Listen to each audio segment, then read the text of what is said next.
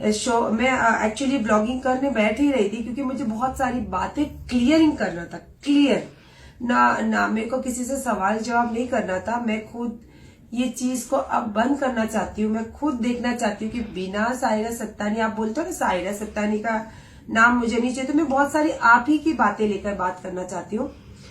अच्छा, first of all आपने क्या बोला कि पहले आप मेरा नाम किसी चीज पे आईडी करो, और उसके बाद नहीं तो आपको कोर्ट जाके बहुत जद्दोजहद होएगा। मैं आपको एक बात बता दी, और आपने कोई वकील से डिस्कस किया है कि मेरा नाम अगर नहीं चढ़ेगा तो बहुत जद्दोजहद होता है।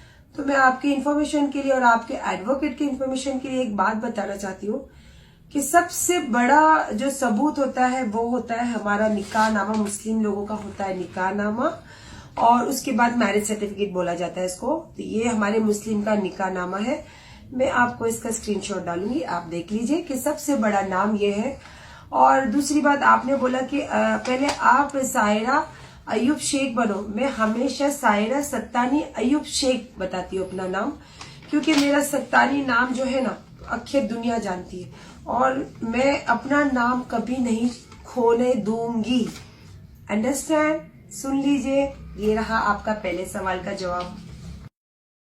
और दूसरा सवाल ये है कि आप पहले अयूब शेख कभी बन नहीं सके और आप हो सायरा सत्तानी। तो आप सायरा सत्तानी के साथ ही तो 3 साल से मैरिज एनिवर्सरी बना रहे हो, है ना।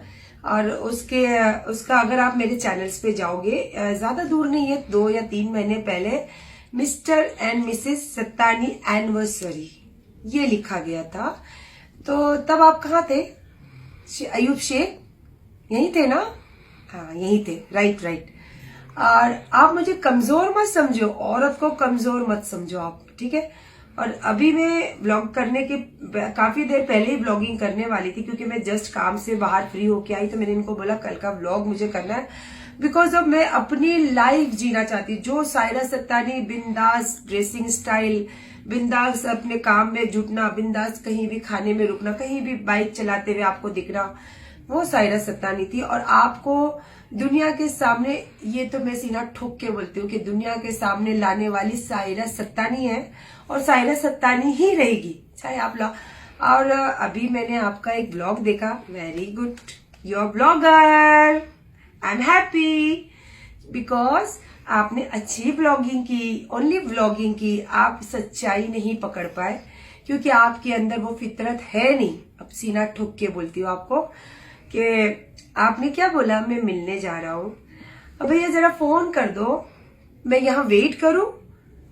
कैमरे के सामने कैप्चर हो रहा था सब बातें, लोगों को पता है कि ब्लॉगिंग किस तरीके से की जाती है और सच्चाई कहाँ होती है। अंडरस्टैंड? तो ये रहा आपका सच्चाई वाला।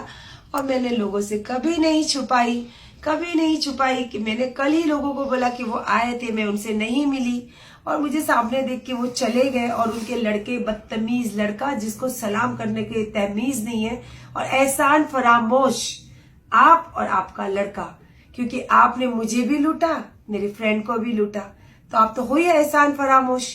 और आज आप अपने आप को रंटाक शेख यहाँ खड़ा है, इस स्टाइल में कपड़े पहनते हो, ये दिखाते हो, वो दिखाते हो। सायरा सत्तानी के पैसे तो लगे हैं ना, और उसके साथ साथ सायरा सत्तानी के दोस्त के भी पैसे लगे हैं। और मैं उसको दोस्त ही बोलूंगी, क्योंकि वो अक्ल बिगड़ की, उसे बात करना नहीं आता है।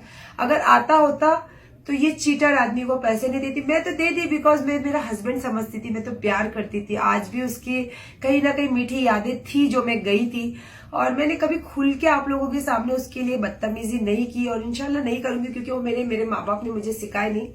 आपके माँ बाप ने सिखाया ना लोगों को खिलाना पिलाना। आपके माँ बाप ने ये सिखाया कि सबको खिलाओ और पिलाओ।